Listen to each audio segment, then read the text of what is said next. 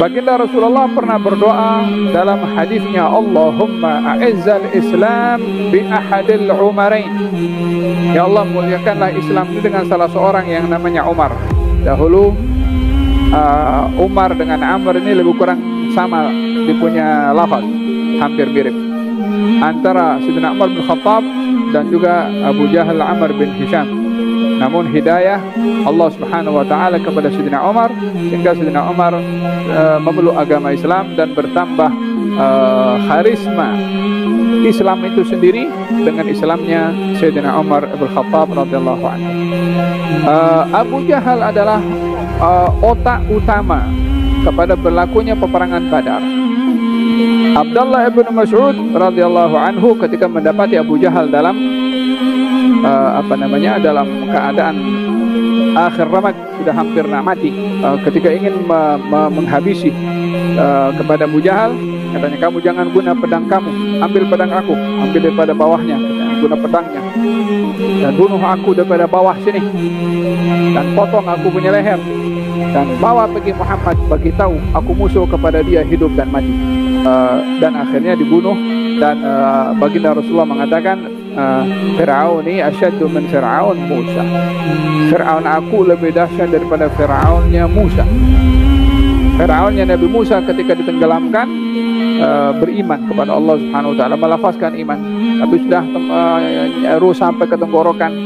Dan itu adalah momen taubat yang tak diterima oleh Allah Subhanahu wa taala. Taubat akan diterima selagi mana matahari belum terbit dari barat dan juga sebelum nyawa sampai ke tenggorokan. Kalau ada sampai sini tak ada taubat akan diterima. Yang berlaku kepada Fir'aun adalah ruhnya sudah sampai ke tenggorokan, maka tak diterima oleh Allah Subhanahu wa taala.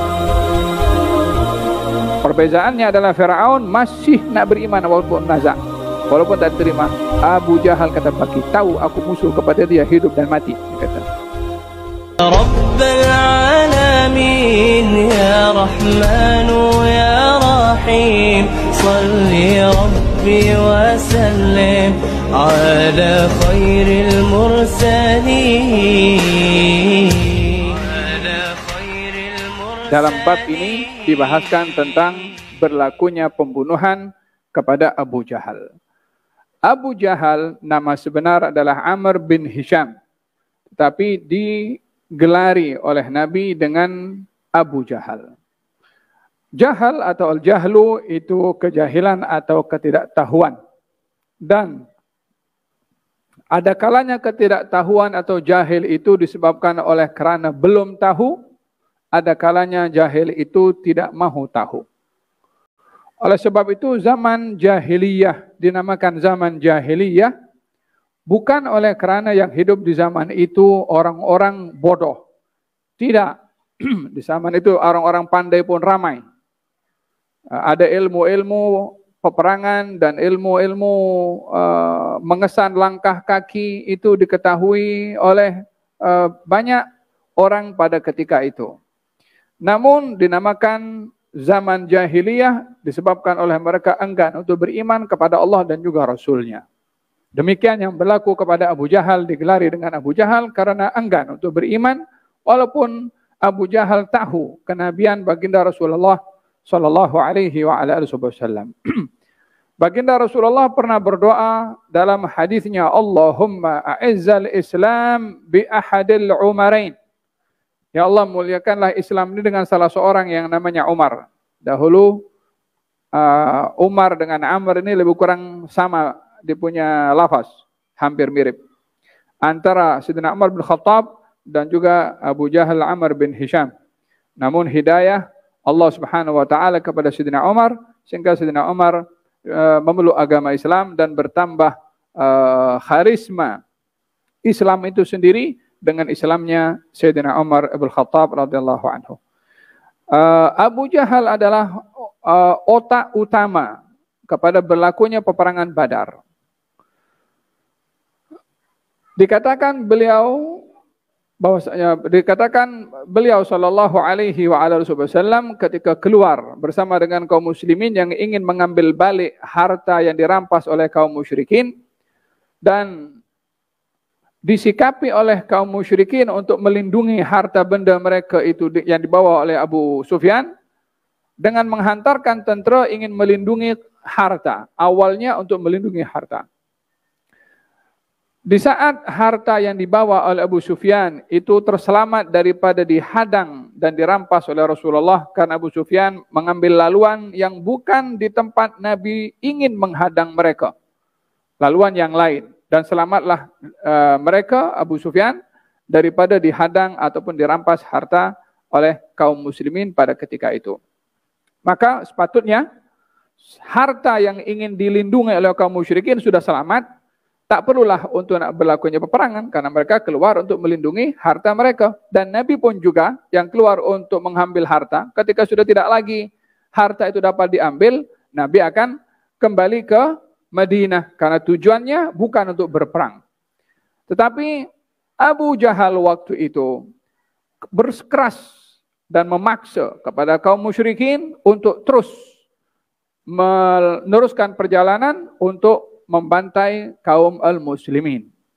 Walaupun sudah diberitahu kafilah harta yang membawa harta benda mereka selamat. Katanya kita kena terus untuk melawan kepada kaum al-muslimin. Oleh kerana gesaan daripada Abu Jahal, maka kaum musyrikin yang lainnya pun ikut.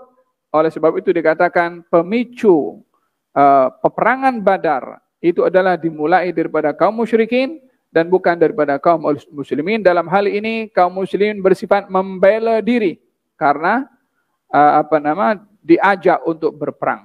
Barulah Nabi bermusyawarah. Sebagaimana saya jelaskan pada pertemuan yang lalu, baginda Rasulullah bermusyawarah dengan kaum muslimin, dengan muhajirin dan kaum ansar, yang akhirnya mereka sepakat untuk melawan kepada kaum al-musyrikin. Dalam hal ini diceritakan oleh Anas bin Malik, katanya setelah peperangan selesai, katanya, man yandur ma sana'a Abu Jahal. Siapa di antara kamu yang boleh memberitahukan kepada saya kabarnya Abu Jahal, macam mana? Maka seorang sahabat bernama Abdullah bin Mas'ud radhiyallahu anhu mencari dan mendapati Abu Jahal sudah terbaring disebabkan oleh pukulan dua orang anak kepada Afra, namanya Mu'adz dan Mu'awwidh ibnai Afra. Dalam sejarah ada dicatatkan beberapa orang yang terlibat dalam pembunuhan Abu Jahal. Karena otak utama pada peperangan itu adalah Abu Jahal. Yang memimpin adalah Abu Jahal.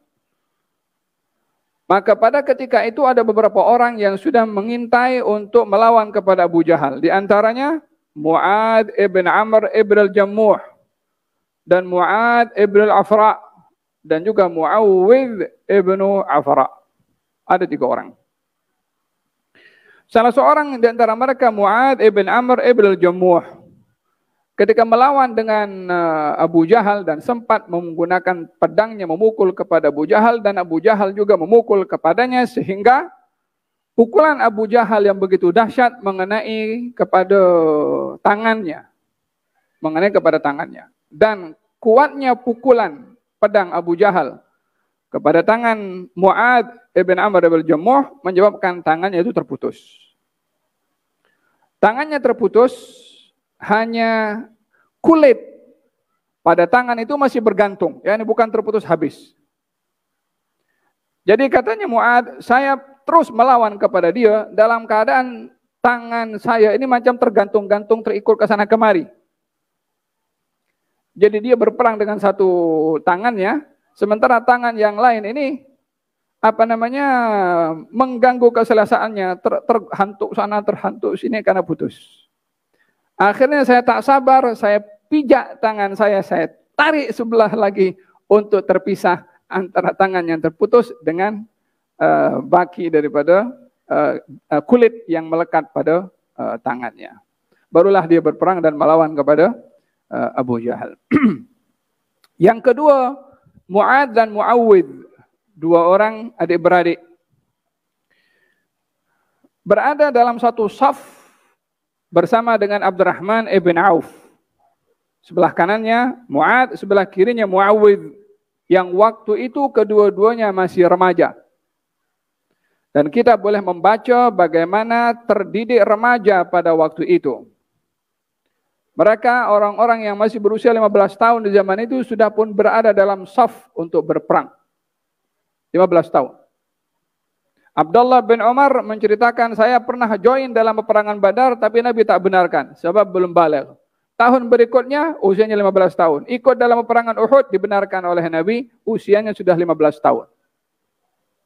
Tak ada game, tak ada PlayStation, tak ada. Tak ada playground. Tak ada IT masa itu. Tapi dididik dengan betul. Dididik dengan didikan rujulah, dididik dengan keberanian. Mereka punya hiburan tuh latihan main pedang. Hiburan mereka tuh latihan memanah, latihan naik kuda. Jadi laki-laki yang betul.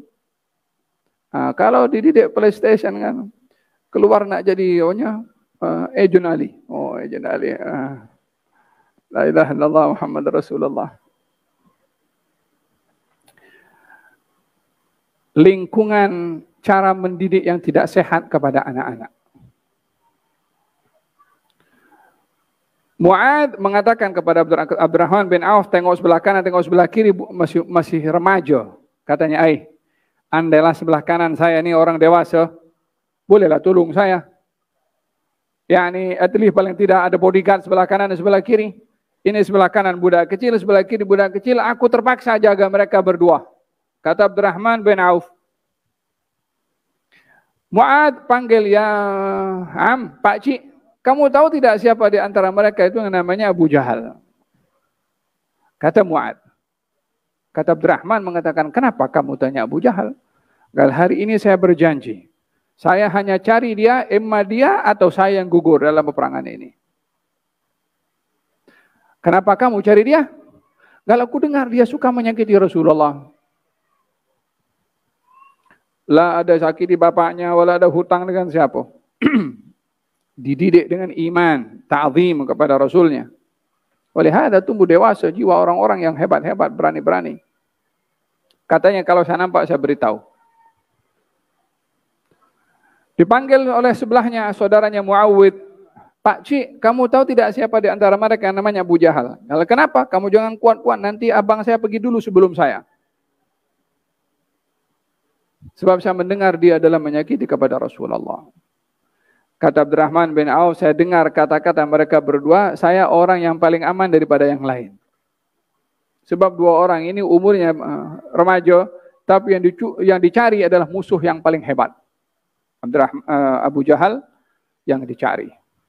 Ketika peperangan mula berlaku, Abdurrahman bin Auf nampak kepada Abu Jahal, katanya inilah orang yang kamu cari. Keduanya meluncur kepada Abu Jahal umpama seekor harimau yang sedang memangsa kepada mangsanya. Satu daripada kanan, satu daripada kiri. Roboh Abu Jahal daripada kudanya. Dalam hal ini kedua-duanya lari kepada Rasulullah. Ya Rasulullah, aku bunuh dia. Wah Rasulullah, aku bunuh dia. Kata Mu'ad dan Muawid. Yani mereka hadir tu nak cari Abu Jahal, lepas tu pergi lapor kepada Nabi SAW. Kata Nabi, Ariyani sayfaykuma. Tunjuk pada aku pedang kamu berdua. Ditunjukkan dua-duanya ada kesan darah. Nabi mengatakan kedua-dua kamu telah membunuh kepadanya. Namun Abu Jahal belum lagi mati, tapi tak berdaya. Itulah yang ditanya oleh Nabi, siapa di antara kamu yang boleh membawa kabar tentang Abu Jahal? Abdullah bin Mas'ud radhiyallahu anhu keluar, mendapatinya berada dalam akhir hayatnya. Maka dinaiki oleh Abdullah bin Mas'ud. Tubuhnya badannya Abu Jahal ini besar. Dinaiki. Katanya, siapa? Kalau Abdullah bin Mas'ud. Abu Jahal itu masih sempat bertanya, siapa naik di atas tubuh aku? Kalau Abdullah bin Mas'ud. Katanya, lagad irtagaita margan alian ya ruwai al-ghanam. Pengembala kambing. Dia panggil sama Abdullah bin Mas'ud. Ya. Dah nak mati sempat perlu orang. Pengembala kambing. Kamu itu sungguh berada di tempat yang sangat tinggi. Yang ini ingin beritahu, engkau tinggi pasal naik dalam tubuh aku. Macam tu. Dia punya sombong kan. Katanya al-Islamu ya'lu wa la yu'la alaih. Yang tinggi Islam bukan kamu. Dan tiada yang lebih tinggi daripada Islam. Katanya limanid dairah. Siapa yang menang? Kata Abu Jahal. Kata Abdullah bin Mas'ud lillahi wa rasulih. Allah dan Rasulnya yang menang. Yang menang kan kaum muslimin. Kalau Allah dan Rasul yang menang. Karena mereka muslimin keluar dengan membela agama Allah dan Rasulnya.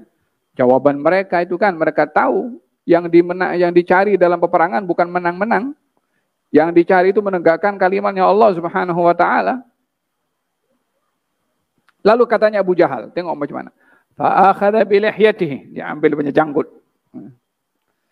Gal wa hal fawqa rajulin qataltumuh aw rajulin qatalahu qaumuh. Aku tidak menyesal mati. Karena yang membunuh aku adalah kaum aku juga.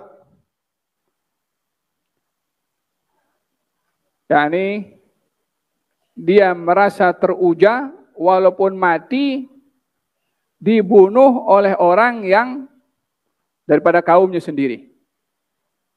Yani daripada orang-orang yang berani. Masih dapat tahu kalau yang bunuh adalah budak kecil, remaja. Katanya andailah yang bunuh aku ini bukan petani. Memperli kepada dua remaja tadi, Mu'adz dan Muawwidh. Andailah yang bunuh aku ini bukan mereka berdua. Ingin mengungkapkan kalau aku dibunuh oleh orang lain, aku lebih terhormat walaupun aku mati. Daripada aku dibunuh dengan budak kecil pengembala atau petani yang ianya tak selevel dia untuk bunuh kepada aku. Dia punya erogan tu kan. Sombong, takabur. Kalau ada seorang namanya siapa itu? Amr bin Abdud. Dalam peperangan Khandaq.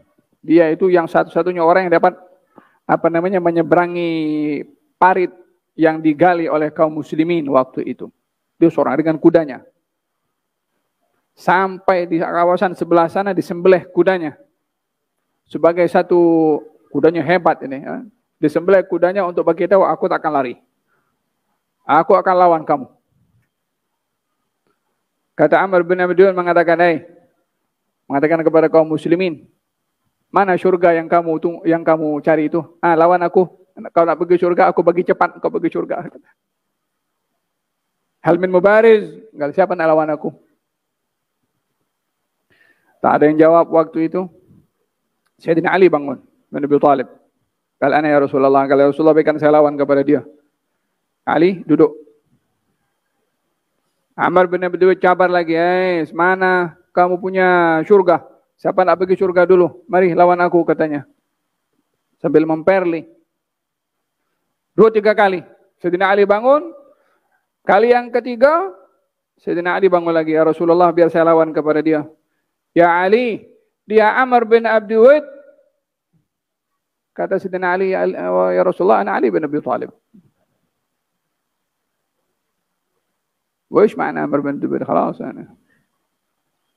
Dipakaikan serbannya oleh Nabi SAW, naik ke atas dan melawan kepada Amr bin Abdul. Ketika lawan, katanya Amr bin Abdul tanya, kamu siapa? Kala ana Ali bin Abi Thalib. Ayah kamu kawan aku. Aku tak nak bunuh anak kepada kawan aku.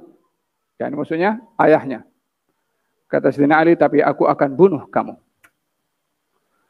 Ana alladhi sammatni ummi Haidarah. Saya ini adalah orang yang diberi nama oleh ibu saya yang namanya Haidarah. Macan, tahu macan? Singa. Nak tunjukkan kegagahan. Orang itu dalam peperangan, walihada dalam fiqh itu, orang tidak dibenarkan untuk mewarnai rambut putihnya dengan warna hitam kecuali dalam perang. Wa harramu khidab asy-sya'ri bis-sawad li rajulin wa imra'atin la lil jihad. Haram dalam mazhab Syafi'i mewarnakan rambut putih dengan hitam bagi laki-laki dan perempuan kecuali dalam perang. Apa tujuannya? Supaya nampak gagah. Kalau orang itu sombong tak boleh, dalam perang kita boleh sombong karena tunjuk. Al-harbu khuda'ah. Kalau orang dalam perang tunjuk tawaduk macam tu, musuh lagi kuat nanti. Tengok musuh depan, oh ini tua-tua semua ni. Oleh hada kata seorang sahabat Nabi bernama Abu Dujana, dalam peperangan itu dia tunjuk jalannya orang sombong. Kata baginda Rasulullah, inna hadhil misyah, jalan macam ni adalah jalan yang dibenci oleh Allah, kecuali dalam situasi seperti ini, dalam perang. Karena tunjuk gagah, karena tunjuk sombong. Supaya ini psikologi war. Sebelum kita beradu dengan kekuatan senjata, beradu dengan kekuatan spiritual. Biar kita berani. Abdullah ibn Mas'ud radhiyallahu anhu ketika mendapati Abu Jahal dalam dalam keadaan akhir ramak, sudah hampir nak mati. Ketika dinaiki tubuh badannya, Abdullah bin Mas'ud tubuh badannya kecil. Dan Abu Jahal mengatakan, kamu telah naik di tempat yang tinggi. Kata Abdullah bin Mas'ud, Islam lebih tinggi dan tidak lebih tinggi daripada Islam. Ditanya siapa yang menang, katanya Allah dan Rasulnya. Kemudian kata Abdullah bin Mas'ud, ketika ingin menghabisi kepada Abu Jahal, katanya, kamu jangan guna pedang kamu, ambil pedang aku, ambil daripada bawahnya, katanya, guna pedangnya. Dan bunuh aku daripada bawah sini. Dan potong aku punya leher. Dan bawa pergi Muhammad, bagi tahu aku musuh kepada dia hidup dan mati.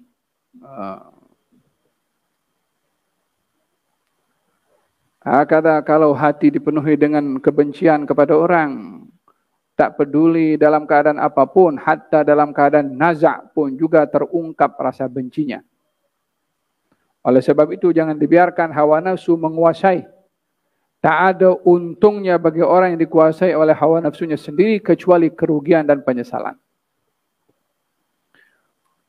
Naam. Hakadha dikatakan tentang Abu Jahal dan akhirnya dibunuh, dan baginda Rasulullah mengatakan Fir'auni asyaddu min Fir'aun Musa. Fir'aun aku lebih dahsyat daripada Fir'aunnya Musa. Fir'aunnya Nabi Musa ketika ditenggelamkan beriman kepada Allah Subhanahu wa taala, melafazkan iman, tapi sudah ruh sampai ke tenggorokan, dan itu adalah momen taubat yang tak diterima oleh Allah Subhanahu wa taala. Taubat akan diterima selagi mana matahari belum terbit dari barat dan juga sebelum nyawa sampai ke tenggorokan. Kalau ada sampai sini tak ada taubat akan diterima. Yang berlaku kepada Fir'aun adalah ruhnya sudah sampai ke tenggorokan, maka tak diterima oleh Allah Subhanahu wa taala. Perbezaannya adalah Fir'aun masih nak beriman walaupun nazak, walaupun tak diterima. Abu Jahal kata, bagi tahu aku musuh kepada dia hidup dan mati, dia kata. Oleh ada penyakit yang sangat berbahaya kepada seseorang adalah penyakit benci dan dengki. Dan ini penyakit common yang ada kepada setiap orang. Sukar orang tak ada dua penyakit itu. Illa man rahimallah, kecuali orang dirahmati oleh Allah hatinya bersih daripada dua penyakit itu.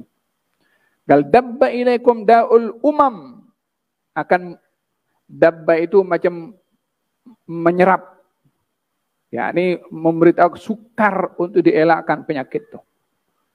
Akan menimpa kepada kamu penyakit yang pernah menimpa kepada umat-umat sebelum kamu. Apa itu? Al-hasadu wal baghdha, hasad, dengki dan benci. Ini dua penyakit umpama pencukur, kata Nabi. La aqulu haliqatu syar, walakin haliqatu din. Aku tak kata penyakit itu pencukur rambut, tapi ianya adalah pencukur kepada agama. Apa maksudnya cukur agama? Semua larangan dan perintah agama diterjang semuanya, tolak tepi. Hanya semata-mata ingin memenuhi daripada kedengkiannya dan juga kebenciannya. Oleh hada kita berlindung kepada Allah daripada sifat hasad dan juga daripada sifat benci. Naam.